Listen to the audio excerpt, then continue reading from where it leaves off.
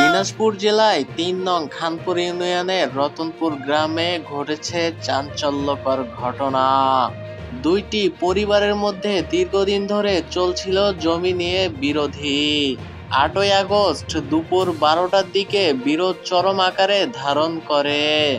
একে অপরের সঙ্গে শুরু হয় তুমুল হাতাহাতি, এমনকি লাঠিসোঁটা নিয়েও সংঘর্ষে জড়িয়ে পড়ে উভয় পরিবার।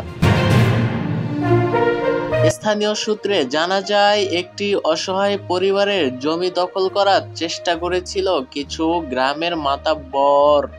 সুযোগ বুঝে প্রতিপক্ষ জোরপূর্বকভাবে জমি হাতিয়ে নিতে চেয়েছে। এ ঘটনায় উভয় পক্ষের কয়েকজন আহত হয়েছে বলে জানা গেছে। যদিও মারামারির ভিডিও ও ছবি হাতে এসেছে, তবুও অভিযুক্তদের সবাইকে এখনো শনাক্ত করা যায়নি।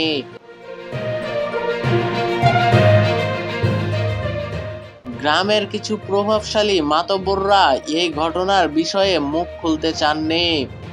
ফলে ভুক্তভোগী পরিবার চরম নিরাপত্তাহীনতায় ভুগছে। সিএনটি বাংলা মনে করে, জমি বিরোধের মতো সংবেদনশীল বিষয়ে আইন শৃঙ্খলা বাহিনীর দ্রুত পদক্ষেপ নেওয়া উচিত। অপরাধীদের আইনের আওতায় এনে অসহায় পরিবারের নিরাপত্তা নিশ্চিত করা প্রয়োজন। আতিক আহমেদ, সিএনটি বাংলা।